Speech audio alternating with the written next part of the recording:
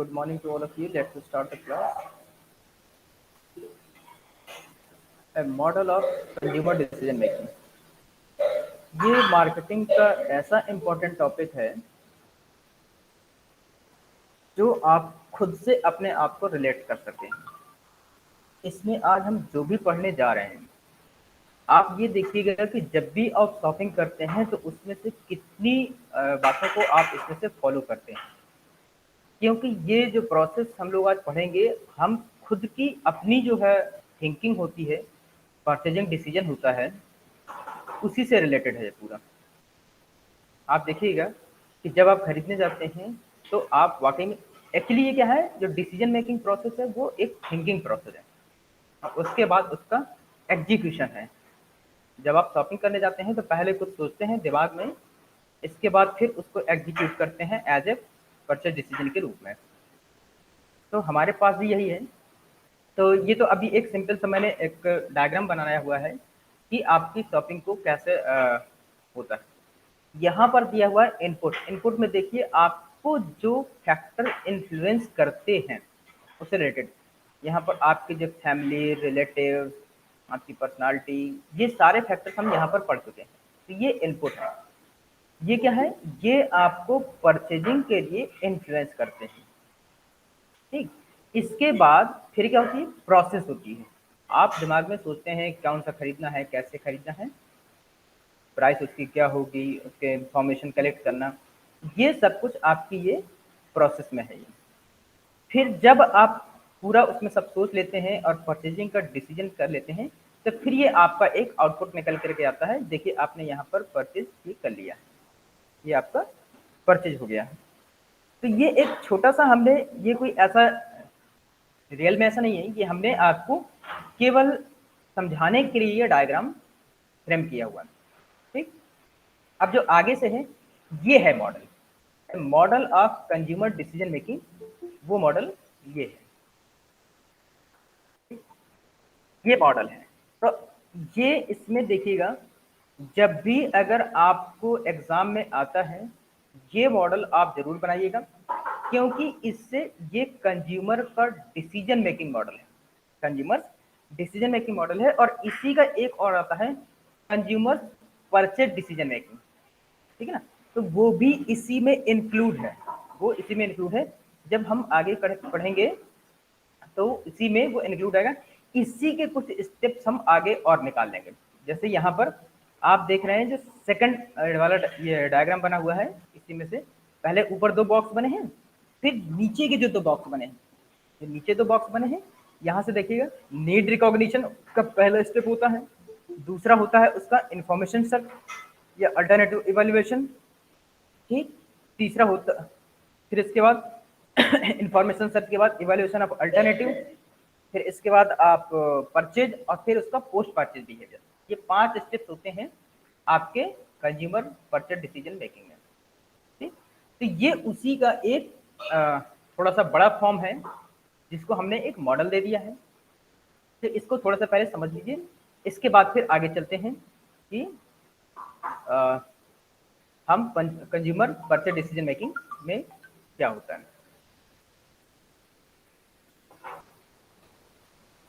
ठीक, अब इसके बाद सबसे पहला जो फैक्टर्स इन्फ्लुएंस करते हैं, जो फैक्टर्स इन्फ्लुएंस करते हैं, देखो कौन कौन से हैं।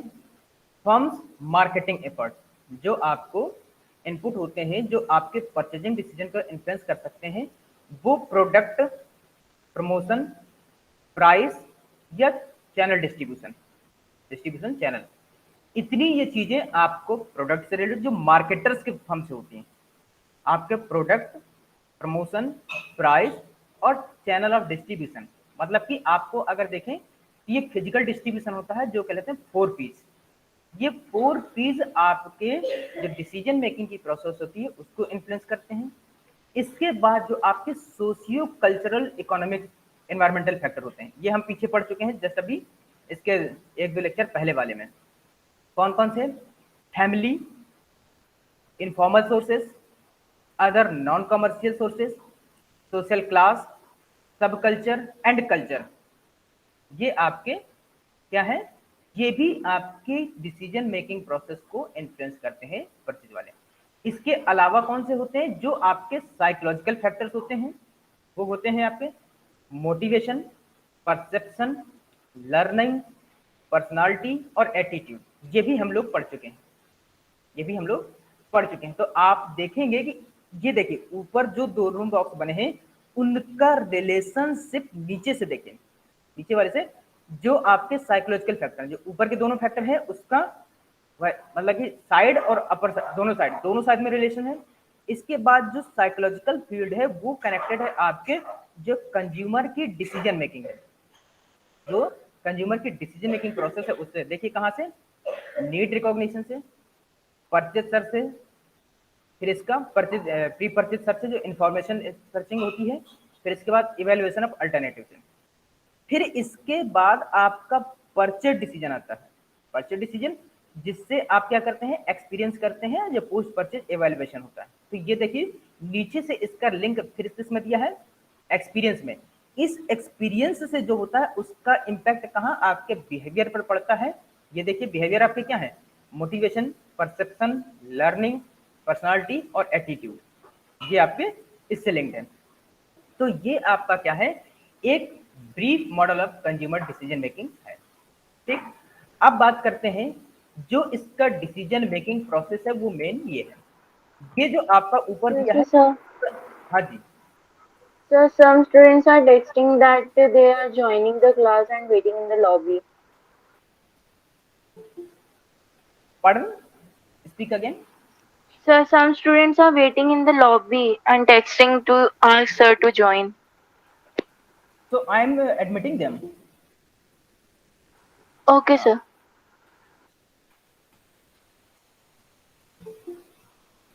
All the requests that are coming to me, I am admitting them. Okay, तो देखिए हम जो है कंज्यूमर डिसीजन मेकिंग प्रोसेस में आते हैं। हमने एक ही मॉडल पढ़ा और ये है हमारे पास डिसीजन मेकिंग प्रोसेस। हमारे पास ये डिसीजन मेकिंग प्रोसेस है। इसमें देखिएगा, आप देखेंगे कि ये 5 स्टेप हैं। There are 5 steps: need recognition, information search, evaluation of alternative, purchase and post purchase behaviour. These are the 5 steps which gone through in our mind and after that we will execute it.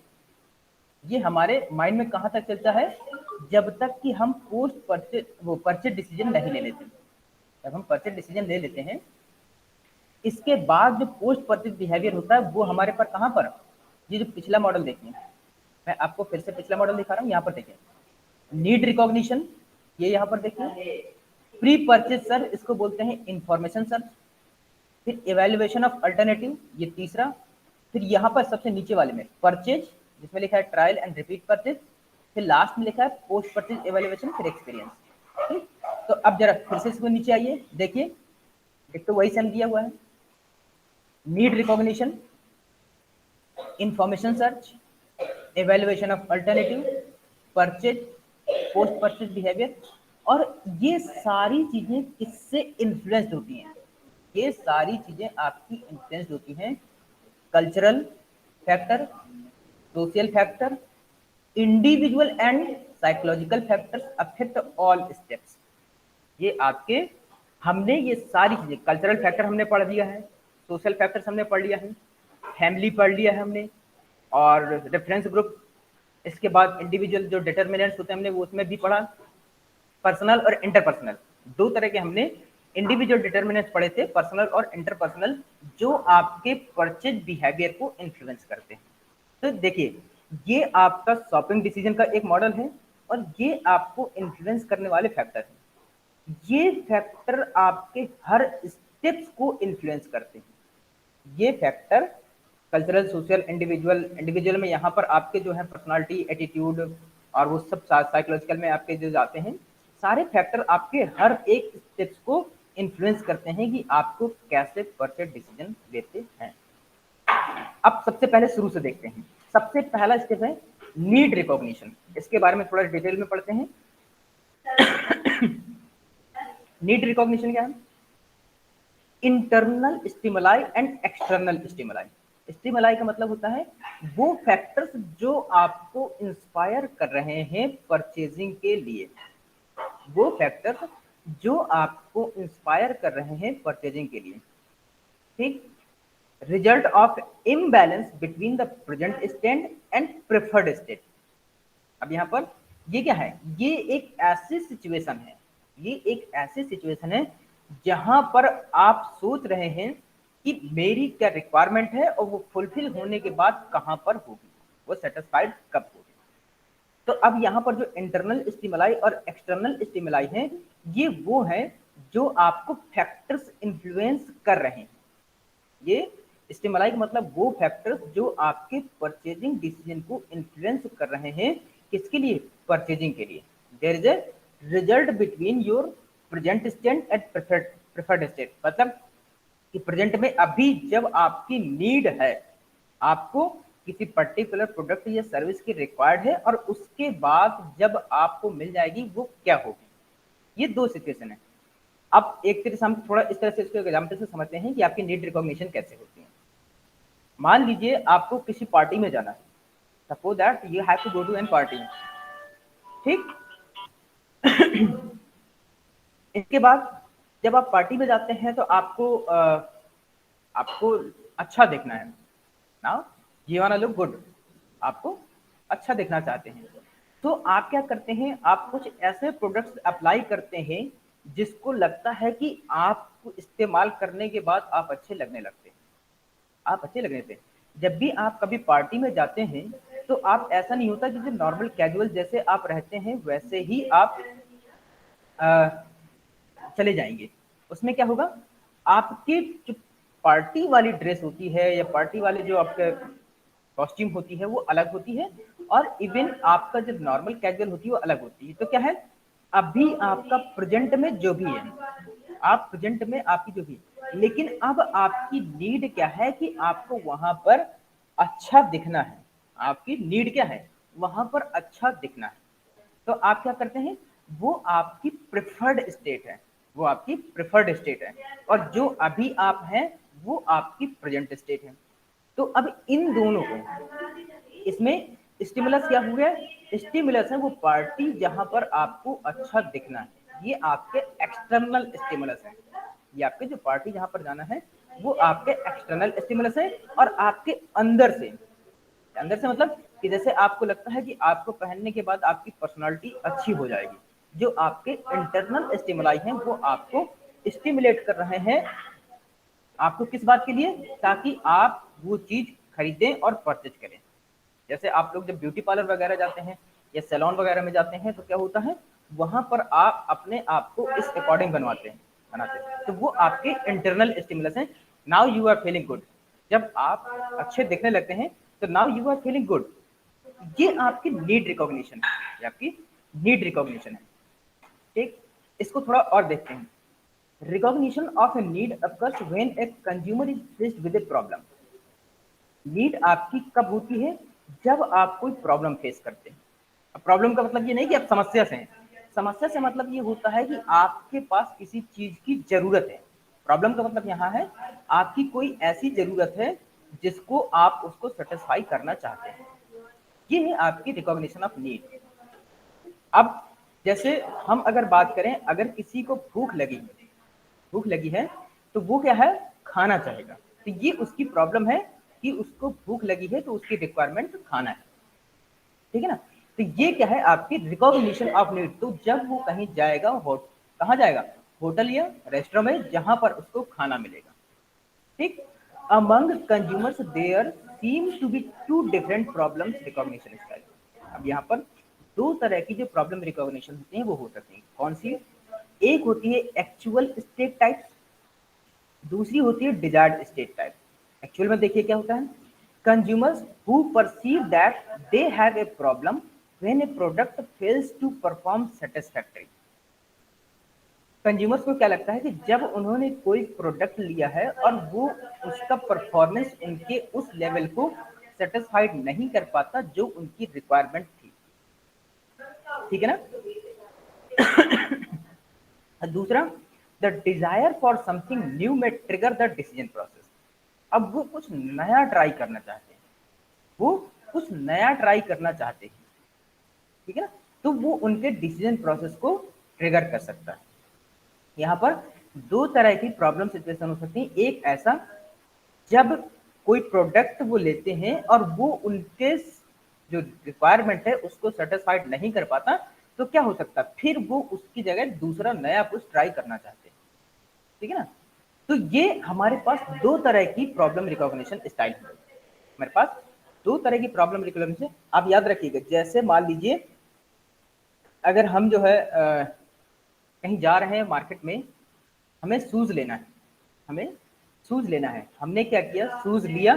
और shoes लेने के बाद हमारा ये था कि हमें sports shoes लेने हैं, हमने कुछ शूज लिए और वो हमको सेटिस्फाइड नहीं कर पाए, वो हमको सेटिस्फाइड नहीं कर पाए जिस तरह की हमारी रिक्वायरमेंट थी। तो फिर क्या है, फिर आपके दिमाग में कुछ नया आता है कि ये तो सही नहीं है, अब मुझे कुछ दूसरा लेना है, दूसरा ट्राई कर सकते हैं।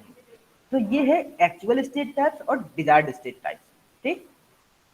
यहाँ पर देखिए स्टिमुलस क्या क्या हो सकते हैं जो आपको स्टिमुलेट करते हैं आपको परचेजिंग के लिए। आपके पूरे के पूरे 5 सेंसेस, आपके पूरे के पूरे 5 senses, any unit of input affecting one और मोर ऑफ द 5 सेंसेस। ऐसा कोई भी इनपुट जो आपके एक या एक से ज्यादा जितने भी सेंसेस हैं उनको अफेक्ट इन्फ्लुएंस करता है। Sight, smell, taste, touch, hearing. Sight का मतलब यहाँ आपके देखने से, ठीक है ना, देखना, स्मेल करना, टेस्ट करना, टच करना, हियरिंग करना। आप इनमें से जब कोई भी आपको इन्फ्लुएंस करता है तो आप शॉपिंग, मतलब कि आपकी जो शॉपिंग होती है इन पांचों सेंसेस में से किसी न किसी से इन्फ्लुएंस्ड होती है।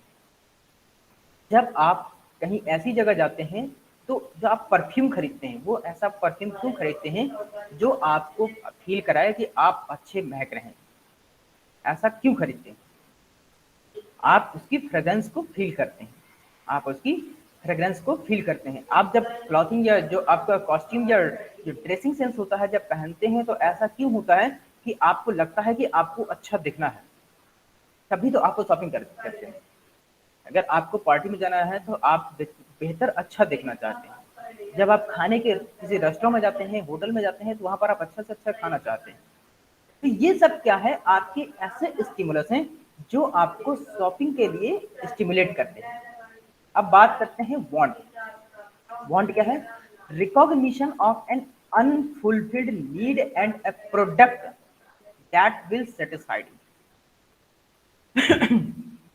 अब क्या है, अब मान लीजिए कि आप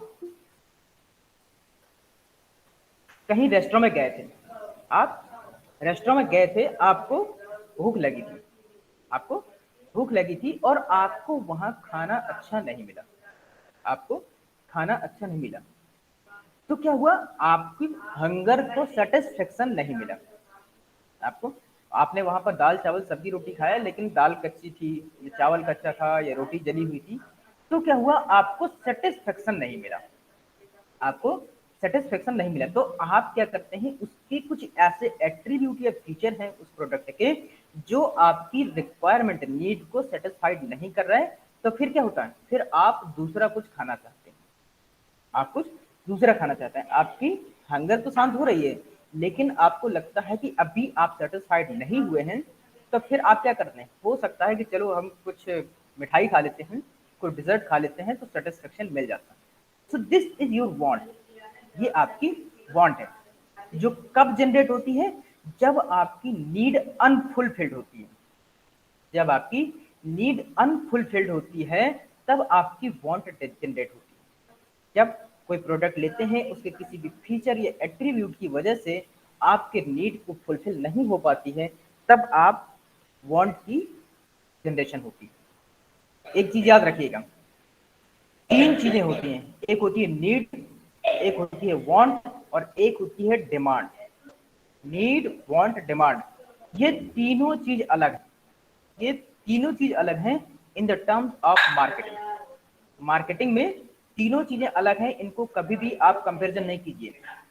खाना, जैसे अब आपका नीड है वो खाने की, अगर हम देखें तो बेसिक रिक्वायरमेंट है, वो आपकी नीड है।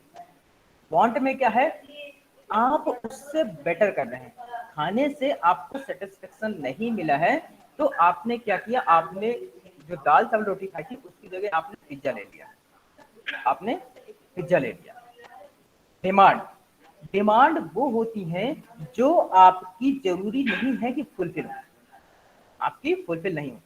जब आप दाल चावल रोटी खा रहे थे तो आपको लगता था कि आप 5 स्टार होटल में खाएं, आप 5 स्टार होटल में खा सकते थे, ठीक है ना। तो ये आपकी डिमांड है, या कोई बहुत अच्छा रेस्टोरेंट है जहां आपकी डिमांड हो सकता है, ठीक।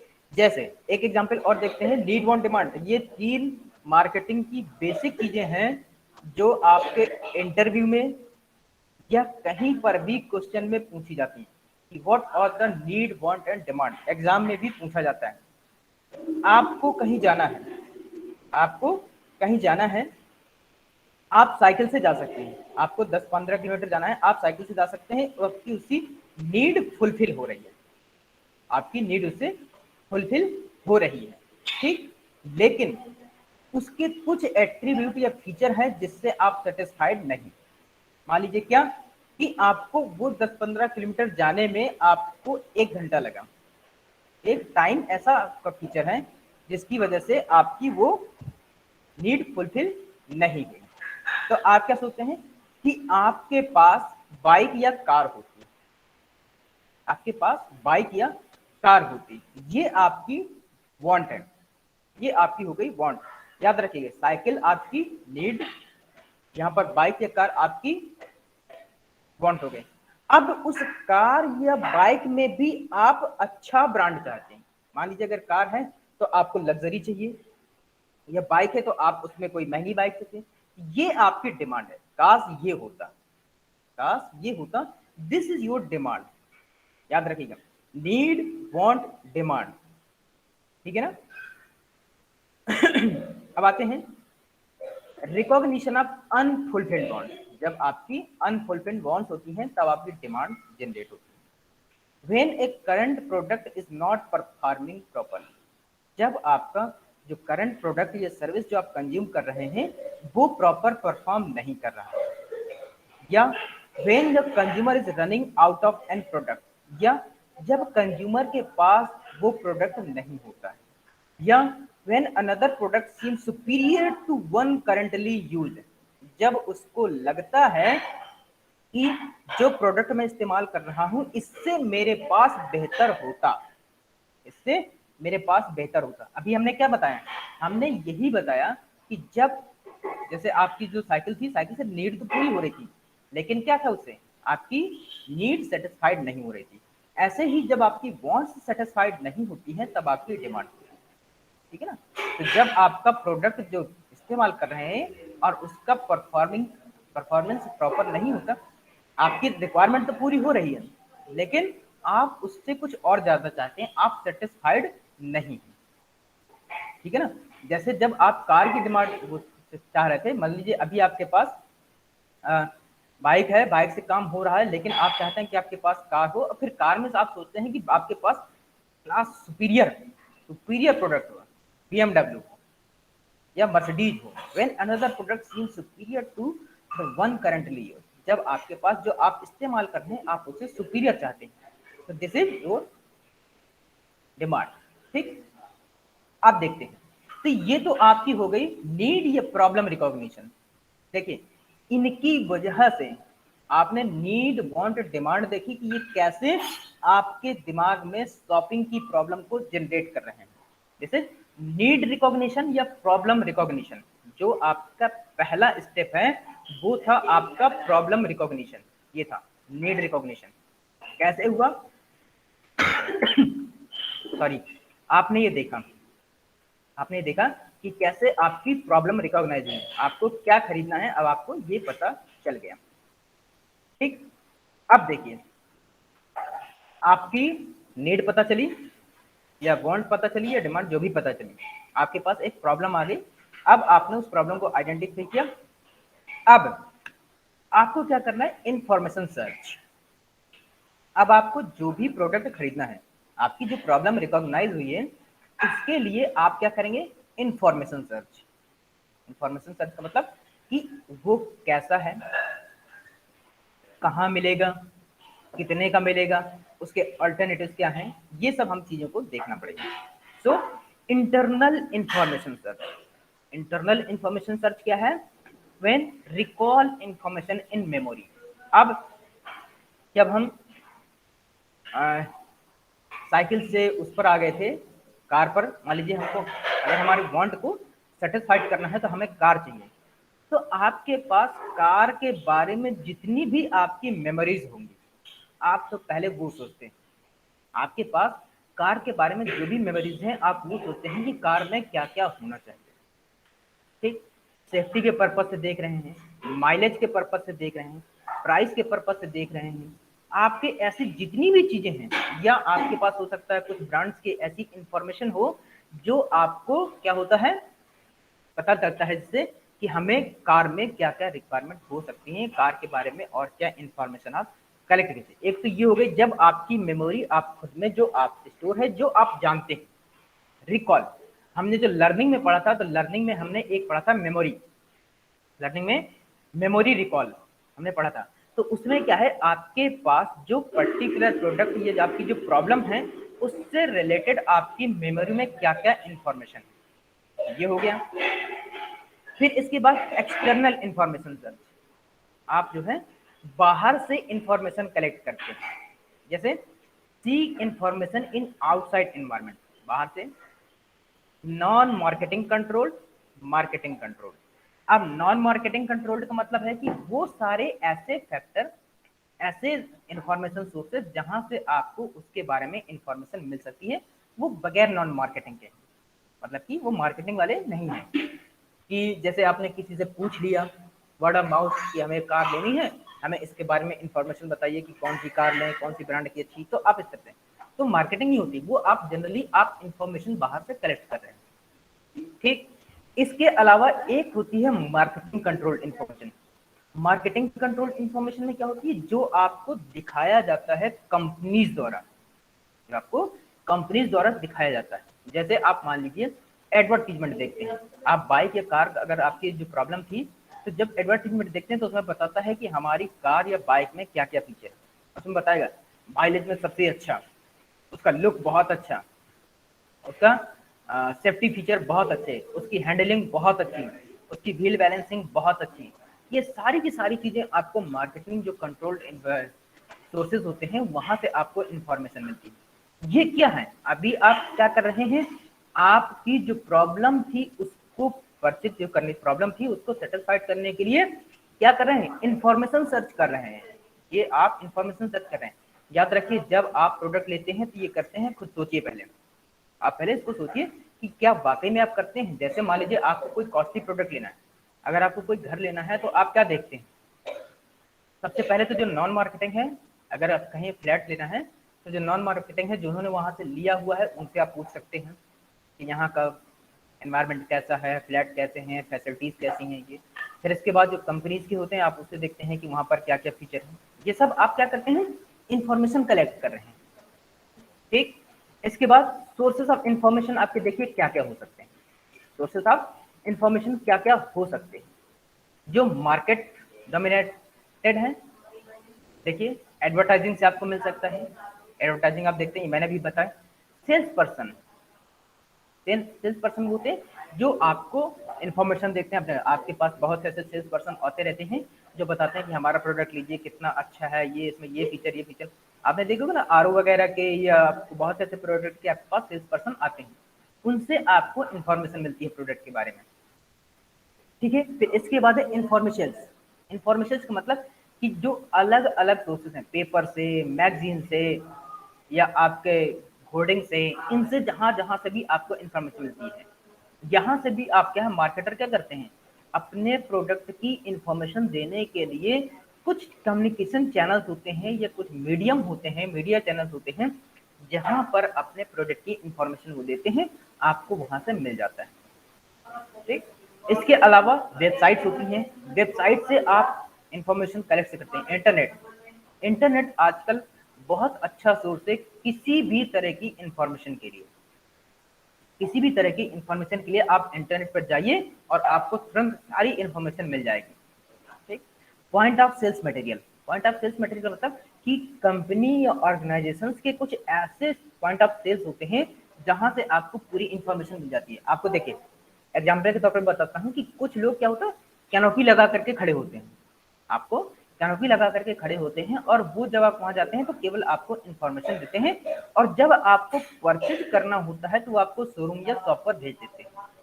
ये क्या है, पॉइंट ऑफ सेल्स मटेरियल।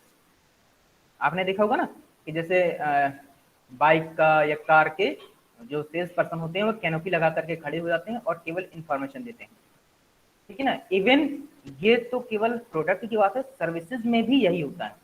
जो फाइनेंशियल इंस्टीट्यूशन होते हैं, अगर आप कभी देखें काउंसलिंग वगैरह में, तो जब किसी IIT जेई या नेट की काउंसलिंग होती है किसी इंस्टीट्यूशन में, तो वहाँ पर बैंक्स वालों के लोग जो है बैठ जाते हैं अपने लोन को डिस्ट्रीब्यूट करने के लिए।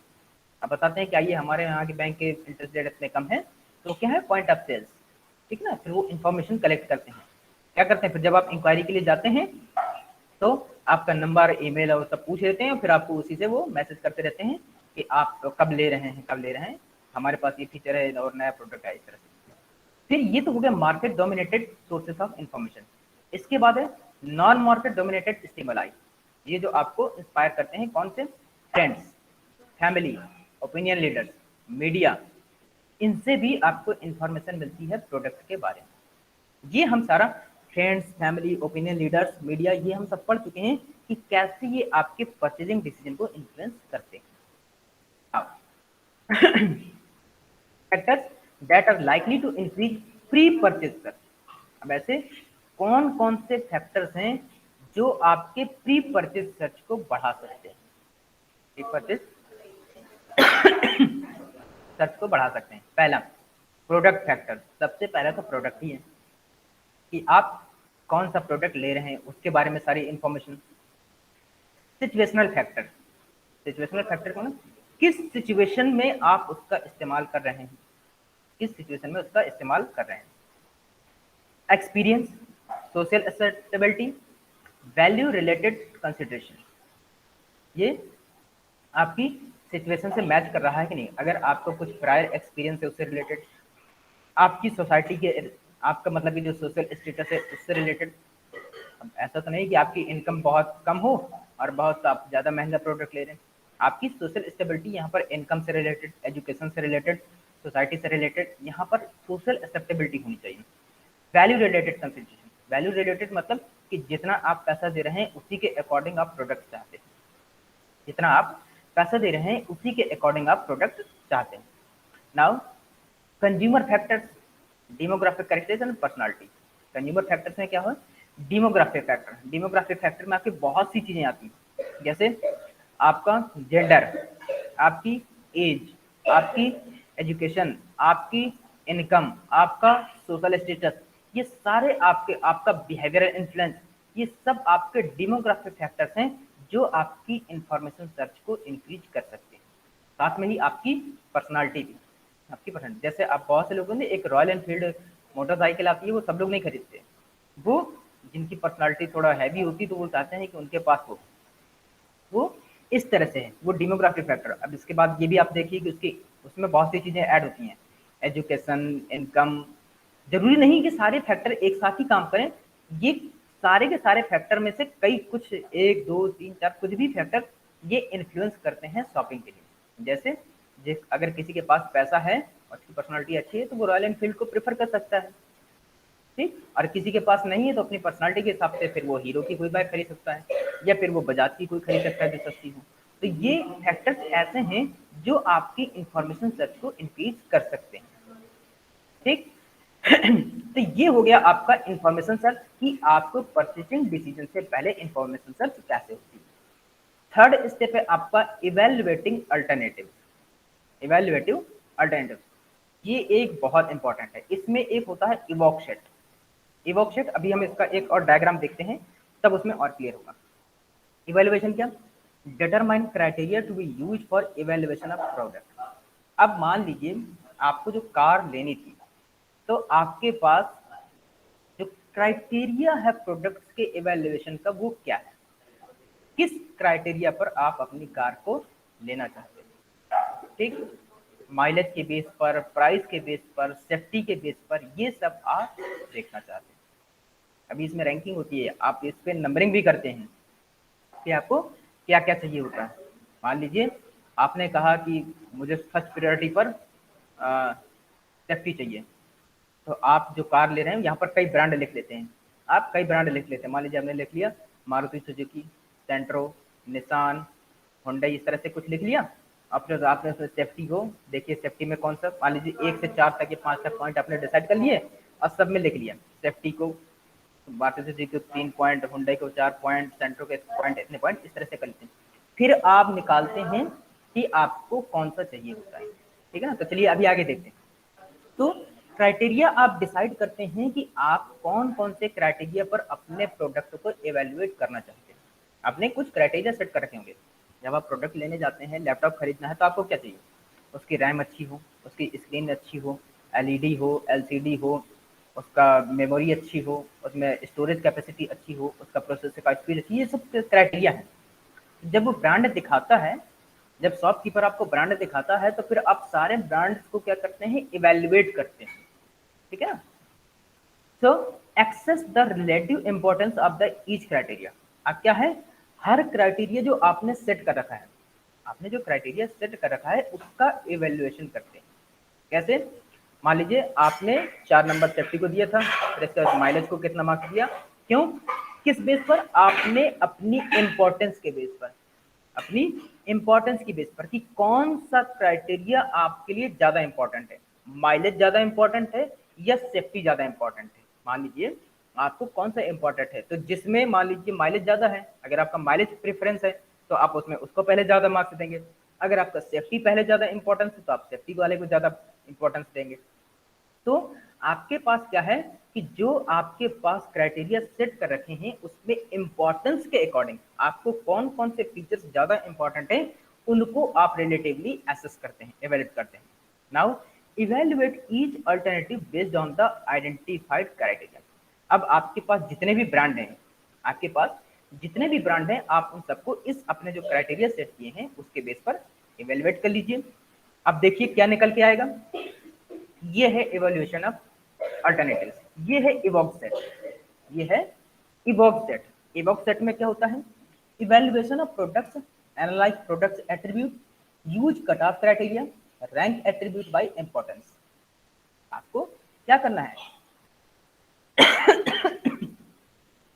इवोक सेट का मतलब होता है आपने एक ऐसा सीक्वेंस बना लिया, आपने प्रोडक्ट उनके फीचर्स के हिसाब से आपने वो बना लिया। इसका हम थोड़ा सा और नीचे देखते हैं, इवैल्यूएशन ऑफ अल्टरनेटिव्स में when evaluating potential alternatives consumers tend to use two types of information.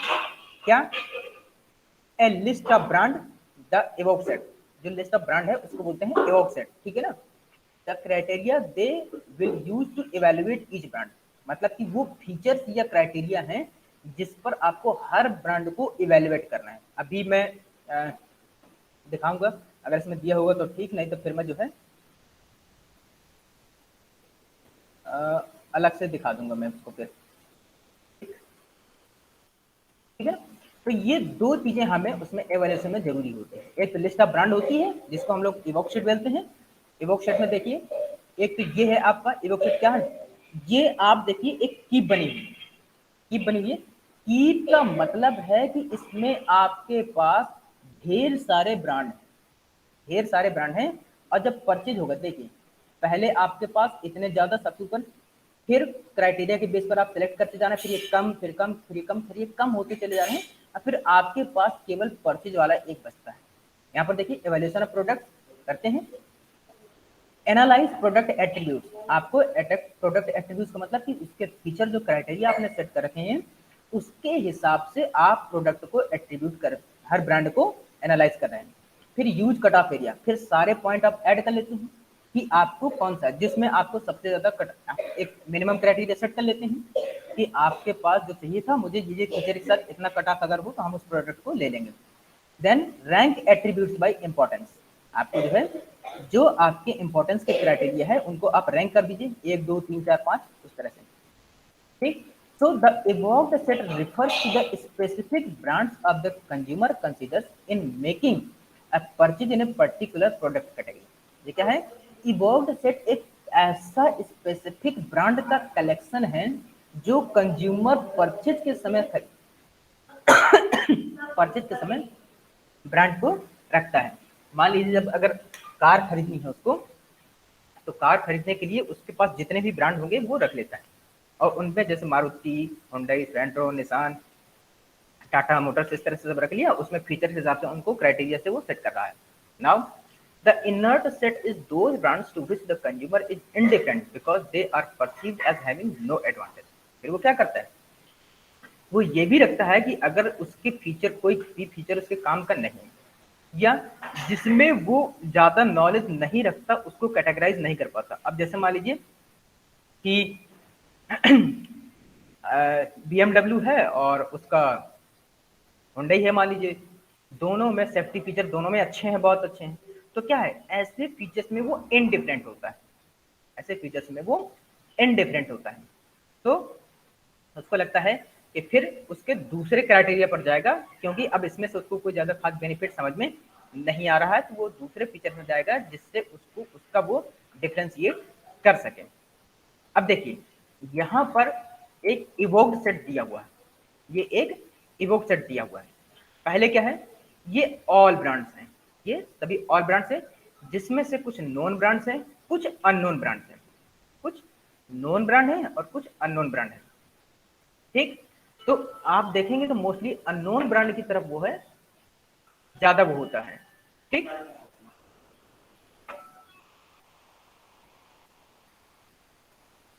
एक सेकंड। हेलो, गुड मॉर्निंग, बताइए।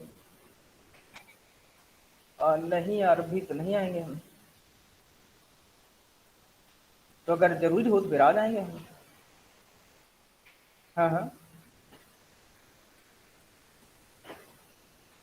तो ठीक है, मैं अभी थोड़ा हॉस्पिटल जाएंगे और उसके लौटते वक्त आएंगे तो बोलेंगे फिर हम।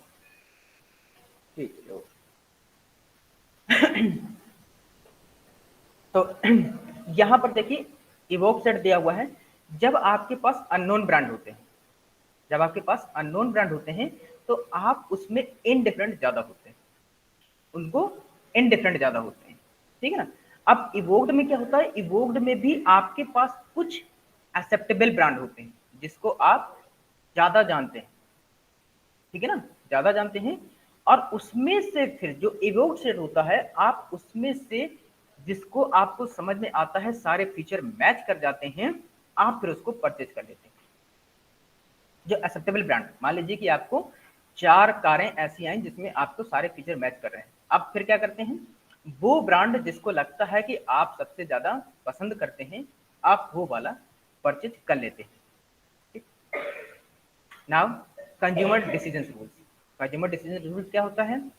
दे are referred to as heuristic decision strategies and information processing strategies and are procedures used by consumers to facilitate brand choice. अब देखिए ब्रांड चॉइस कैसे होती है। They are referred to heuristic decision strategies and information processing strategies. These rules reduce the burden of decision making. इसमें क्या होता है? Criteria जब आप सेट करते हैं तो हर चीज को नैरो करते चले जाते हैं, अपने जो क्राइटेरिया है उसको नैरो करते चले जाते हैं। जैसे आपके पास पहले ढेर सारे ब्रांड थे, अब उसमें से कुछ जब फीचर आप क्राइटेरिया वाइज सेट करते हैं, तो पहले आपके पास 10 ब्रांड थे, 10 में से फिर 8 ब्रांड बचेंगे, 8 ब्रांड के बाद फिर आपके पास 4 ब्रांड बचेंगे, फिर 2, फिर इस तरह से लास्ट में आप परचेज कर सकते हैं। ठीक, तो these rules reduce the burden of decision making. कैसे? Compensatory decision rules. A consumer evaluates brand options in terms of each relevant attribute and computes a weighted or summated score for each brand। उसमें क्या था कि consumer हर brand को जो terms of उसके जो relevant attribute या क्राइटेरिया उसने दी है, उसके बेस पर वो क्या करता है? उसको इवेल्युएट करता है और उनको वेटेड देता है, उनको कुछ स्कोर दे देता है हर ब्रांड को। ठीक, now the computed score reflects the brand relativity merit as a potential purchase choice. अब जो उसमें से कंप्यूटेड स्कोर आया है, जो कंप्यूटेड टोटल स्कोर आया है, उससे आपको उस ब्रांड की जो बेनिफिट्स हैं या एडवांटेजेस हैं उसके बारे में आपको पता चल जाएगा। क्यों? अब जैसे अगर हमें पता करना हो कि क्लास में कौन सा बच्चा इंटेलिजेंट है कौन सा नहीं, तो हम यहाँ पर एक फेयर एग्जाम कंडक्ट कराएंगे और उसमें से जिसके मार्क्स सबसे ज्यादा आएंगे तो हम समझ जाएंगे कि वो ज्यादा इंटेलिजेंट है। यहाँ चीटिंग वाली बात नहीं है, ठीक है ना। तो अब यहाँ पर क्या होगा कि ऐसे ही ब्रांड में क्या होता है कि जब आप ब्रांड में उसको स्कोर करेंगे, अपने जो क्राइटेरिया जो एट्रीब्यूट सेट किए हैं उसके हिसाब से जब स्कोर करेंगे, तो जिसका सबसे ज्यादा स्कोर होगा उसके आपको मेरिट पता चल जाएंगे कि उसमें क्या क्या फीचर्स हैं और वो आपकी परचेज चॉइस बन सकता है। Now the assumption is that the consumer will choose the brand with the highest score. यहाँ पर क्या है, ये माना जाता है कि कंज्यूमर जो है हाईएस्ट स्कोर जिस ब्रांड का होगा उसी को सेलेक्ट करेगा। Now a unique feature of compensatory decision rule is that it allows a positive evaluation of a brand on one attribute to balance out a negative evaluation on some other attribute। अब इसका मतलब क्या है, इसका एक unique feature ये है कि जब हम ये कंपनसेटरी डिसीजन रूल्स बनाते हैं तो हमारे पास जो पॉजिटिव इवैल्यूएशन किसी एक ब्रांड का अगर पॉजिटिव इवैल्यूएशन होता है उस फीचर का, तो वो दूसरे के लिए क्या होता है उसी का नेगेटिव इवैल्यूएशन बन जाता है। उसी के लिए वो दूसरे के लिए नेगेटिव इवैल्यूएशन बन जाता है। मान लीजिए जब हम फीचर की बात कर रहे थे, अगर हम बात करते हैं कि हुंडई में फीचर ज्यादा अच्छे थे सेफ्टी के, तो इसका मतलब कि हमारी ये मेंटलिटी है कि मारुति सुजुकी है उसमें नेगेटिव फीचर है, उसमें मतलब कि सेफ्टी के फीचर अच्छे नहीं है, ठीक है ना। इससे थोड़ा हमें इसमें और हेल्प मिल जाती है। फिर अगला है non compensatory decision rules. Non मतलब अब कंपनसेटरी नॉन कंपनसेटरी का मतलब ये है कि आपके जो क्राइटेरिया हैं वो आपकी वैल्यू को कंपनसेट का मतलब क्या कर रहे हैं, आपको मैच कर रहे हैं या नहीं कर रहे हैं। तो non compensatory decision rules do not allow consumers to balance positive evaluation में क्या है of a brand on one attribute against a negative evaluation on some other attribute forms include. अब कह रहे हैं कि जो नॉन कंपनसेटरी जस्ट इसका उल्टा है किसका, कंपनसेटरी का। उसमें जो नेगेटिव अप्रोच बनती थी उसमें अब नॉन कंपनसेटरी में ऐसा नहीं है। अब यहाँ पर ऐसा है कि मान लीजिए अब किसी का एक में आपको सेफ्टी फीचर बहुत अच्छा लगता है, तो हो सकता है दूसरे ब्रांड में आपको कोई दूसरा फीचर बहुत अच्छा लगता हो, तो आप उसके बारे में नेगेटिव नहीं सोच पाते, आप उसके बारे में नेगेटिव नहीं सोच पा रहे हैं।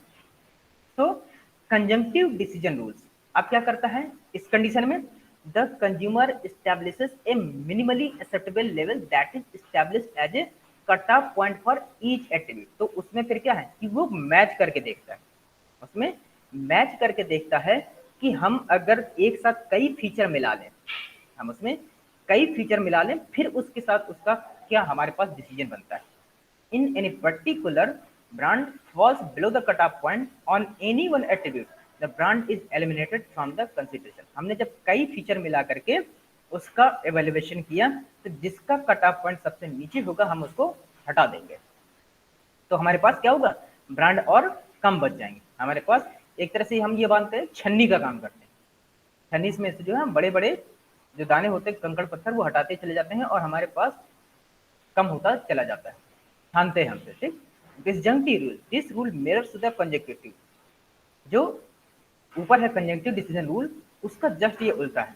ये क्या करता है, the consumer establish minimally acceptable level as a cut off point for each attribute. अब उसमें क्या है, जो मिनिमम एक कट ऑफ पॉइंट है उसमें जो एक्सेप्टेबल है उसके सारे ब्रांड वो इकट्ठे कर लेता है। पहले क्या था, उनको एलिमिनेट कर देता है एक मिनिमम पॉइंट से, लेकिन अब यहाँ पर क्या है इकट्ठा कर लेता है। In this case, if a brand alternative meets or exceeds the cutoff established for any one attribute, however it is accepted, तो वो क्या करता है, जो अगर उसका कट ऑफ पॉइंट जो कि बिल्कुल मीट कर रहा है या उससे थोड़ा बहुत ज्यादा है, ठीक, कोई भी एक ऐसा फीचर जो उसके कट ऑफ पॉइंट को मीट कर रहा है या ज्यादा है, तो वो क्या करता है इसको एक्सेप्ट कर सकता है, वो इसको एक्सेप्ट कर सकता है।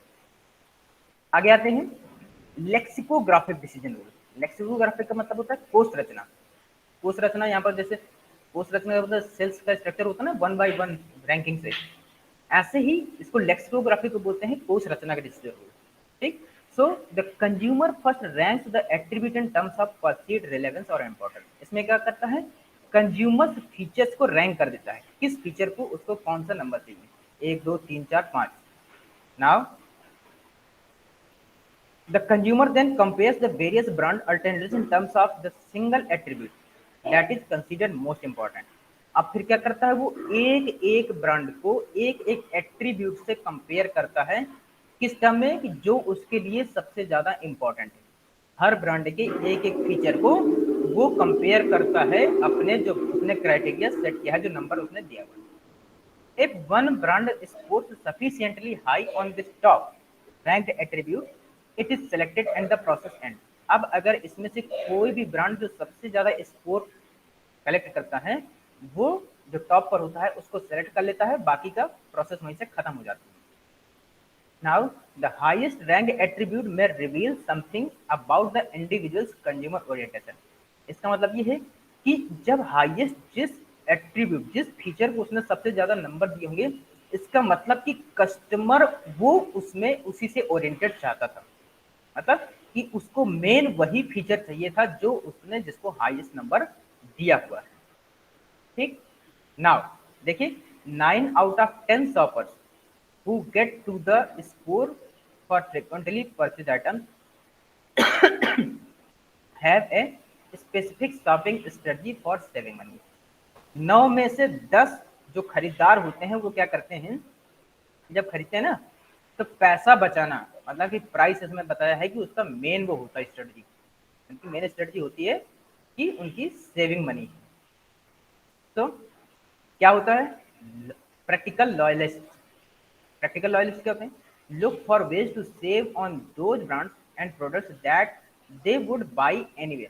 वो मोस्टली इस तरह के प्रोडक्ट को खरीदना पसंद करते हैं जहां जिसको वो कभी भी खरीद सकते हैं, brand product that they would buy anyway, किसी भी तरीके से उसको खरीद सकते हैं। लॉयलिस्ट का मतलब होता है वो उसके प्रति वफादार है, प्रैक्टिकली वो उसके प्रति वफादार होते हैं। Bottom line price shoppers by the lowest price item with little और नो रिगार्ड फॉर ब्रांड। इसमें क्या करते हैं, जो सबसे कम कीमत वाला होता है वो खरीद लेते हैं उसमें ज्यादा उनको ब्रांड से मतलब नहीं होता है। ठीक, फिर अपॉर्चुनिस्टिक स्विचर्स, ये ऐसे लोग हैं यूज कूपन्स और sales to decide among brands and products that fall with in their above set. क्या होता है कि जब उनके पास ब्रांड होते हैं, जिस ब्रांड में उनको ज्यादा प्रॉफिट समझ में आता है वो उसी में चले जाते हैं, वो ब्रांड चेंज कर लेते हैं जब जैसे भी उनको जिसमें ज्यादा बेनिफिट समझ, मान लीजिए किसी में ऑफर चल रहा है तो वो उसमें स्विच कर गया। Deal hunters look for the best bargain and are not brand loyal. इस तरह के लोग ब्रांड लॉयल होते नहीं, वो क्या करते हैं कि वो देखते हैं कि जिसमें सबसे ज्यादा बार्गेनिंग वाला। अब पता चला कि जब कार खरीदने गए तो उसमें बार्गेनिंग करते हैं, तो उसको लगा कि जिसमें सबसे ज्यादा बार्गेनिंग कर ले। अब 5 लाख की कार है तो वो कहता है कि ठीक है मैं आपको 4.5 लाख 4 लाख में दे दूंगा। उसको लगा कि अब इससे कम नहीं हो पाएगा तो फिर वो बार्गेनिंग करके उसको ले लेते हैं। नाउ आउटपुट क्या निकलता है, the output portion of the consumer decision making model concern too closely associated concepts post decision active purchase behavior and post purchase evaluation। अब क्या है, इसका आउटपुट क्या निकला कि आपको या तो परचेज होता है और उसके बाद पोस्ट परचेज एवेल्युएशन होता है। अब देखिए हम इसको क्या करें, the objective of both activities is to increase the consumer satisfaction with his or her purchase. दोनों का ही ऑब्जेक्टिव, अगर परचेज करेगा तो, और अगर उसके बाद परचेज करने के बाद उसका एवेल्युएशन होता है तो कंपनी क्या करती है, दोनों ही कंडीशन में कस्टमर के सेटिस्फेक्शन को मैक्सिमाइज करने की कोशिश करती है। अब देखिए परचेज डिसीजन क्या है, अब आपने क्या है टू बाई और नॉट टू बाई। जब आपने ये सारी प्रोसेस कर ली तो फिर आपको क्या है, आपके मन में डिसाइड कर लेते हैं कि अब मुझे क्या खरीदना है और क्या नहीं खरीदना। Marketing determines which attributes are most important in influencing a consumer choice। देखिए कस्टमर को तो ये पता चला कि उसको क्या खरीदना और क्या नहीं खरीदना। अब मार्केटर को क्या पता चला, मार्केटर को ये पता चला कि कौन सा फैक्टर ऐसा है जो कस्टमर की चॉइस को सबसे ज्यादा इन्फ्लुएंस कर सकता है। इससे देखिए 2 डिसीजन आ गए।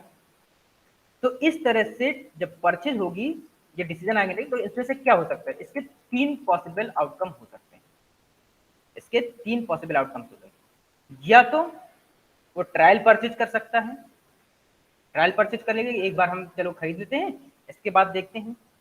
फिर अगर उसको अच्छा लगता है तो उस परचेज को वो रिपीट कर सकता है, या फिर अगर उसको बहुत ज्यादा अच्छा लगता है तो क्या होगा, लॉन्ग टर्म कमिटमेंट परचेज, फिर वो उसका हमेशा उसको खरीदने की कोशिश करेगा और उसका वो क्या होता है, ब्रांड लॉयल बन जाता है, ब्रांड लॉयल बन सकता है उसका। तो ये है आपका परचेज डिसीजन के फॉर्म में, इस तरह से उसका आ जाता है।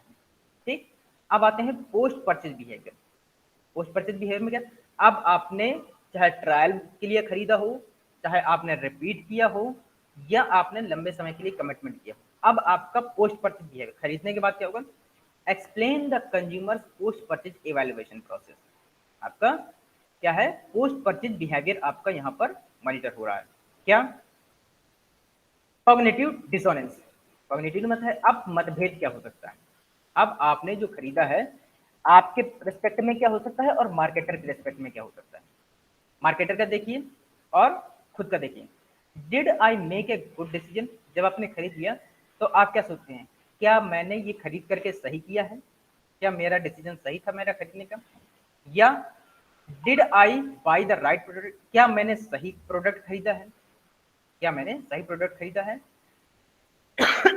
या did I get a good value, जो मैंने प्रोडक्ट खरीदा है और जो मैंने उसके लिए प्राइस पे किया है, क्या वो उसको जस्टिफाई कर रहा है, आपके दिमाग में ये आता है।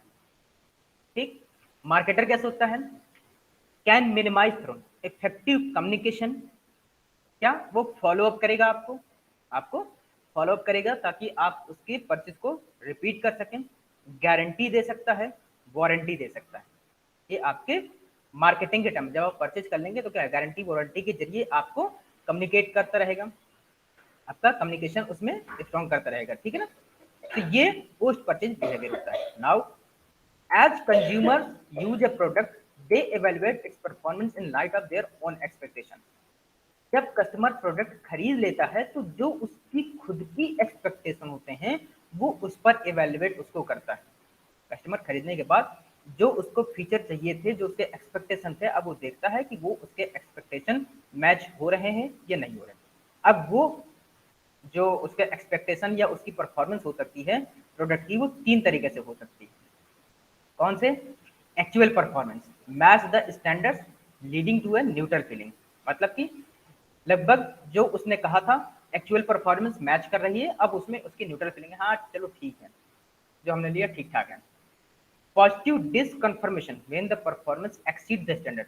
अब यही मान के चलिए कि अगर आपने जो लिया है वो आपके जो एक्सपेक्टेशन है उससे ज्यादा है, जो आपने स्टैंडर्ड्स एक्सपेक्ट किए थे उससे ज्यादा है, तो इसको बोलेंगे पॉजिटिव डिसकन्फर्मेशन। आपको उसमें पॉजिटिव रिस्पॉन्स बनेगा और आप उसको ज्यादा बेटर लाइक करेंगे और फ्यूचर में उसको और ज्यादा रिस्पॉन्स दे सकते हैं।